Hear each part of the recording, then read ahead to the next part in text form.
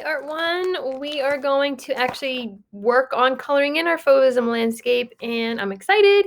And what you should have done so far was to finish your rough draft and then transfer it onto your final draft paper.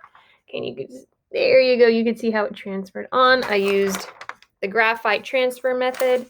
Now, it's time to color this in, but I still want to guide you a little bit because this is all about Fauvism.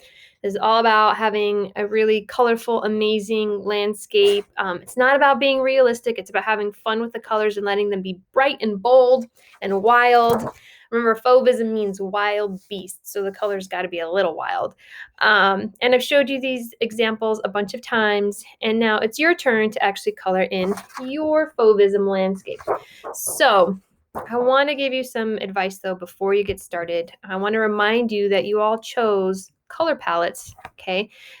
We did this as preparation earlier on, and this is because now you're going to use this color palette that you chose, whatever it is. This is my color palette. I'm going to use this color palette to color in my Fauvism landscape, okay? And you have to use your color palette. That's why you chose it. So I want to see the colors you chose in your actual landscape. And I'm going to put these colors that I chose into my landscape. And I get to pick and choose where those colors go. So here is my reference picture, and I get to look at my color palette and figure out where I want this darker red to go, where I want this brighter yellow to go, where I want this like turquoise color to go. It doesn't have to be realistic. I don't have to sit there and go, oh, this is the blue, I need to put that in the ocean because the ocean's blue. I don't have to do that. If I want to make the ocean red, like right there, if I want to make it the purple color or the pink color or the yellow color, I could do that. It doesn't have to be realistic. It just has to be Fauvism, which is about being fun and bold and bright and wild. Okay, so you get to choose where your colors go. I am going to give you a stipulation though, which is to still pay attention to value. So as you can see, in this picture, like take a look at the sky. See how the sky goes from a darker to a lighter blue? You still want to show bits of value like that so that we don't just have big blocks of flat color. You see how the windmill still has some shadows on it? You still want to capture things like that. It doesn't have to be perfect, but I still want to see a sense of value. Okay, now I'm going to show you a few examples, okay, of some past Fauvism art pieces. And here we go.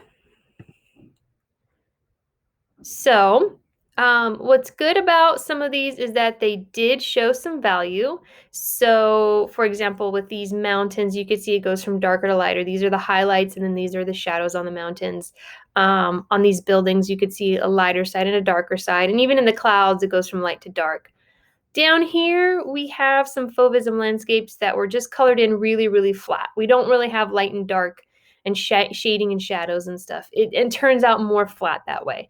So you really want to still have a sense of the value, have a sense of the light and the dark and the shading. You still really want to show that.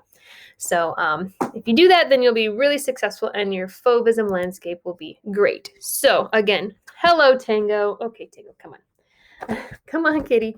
So we're going to start coloring this in. Okay. Remember to use your palette, decide where you want your colors to go where, and just still look at your reference picture, pay attention to what's light and dark, show shading and everything. That way, hi Tango, that way it doesn't look so completely flat. It'll look great if you show some shading. Oh, come on, Tango, stop interrupting. All right, well, good luck. Good luck starting your Fauvism landscape. Have fun.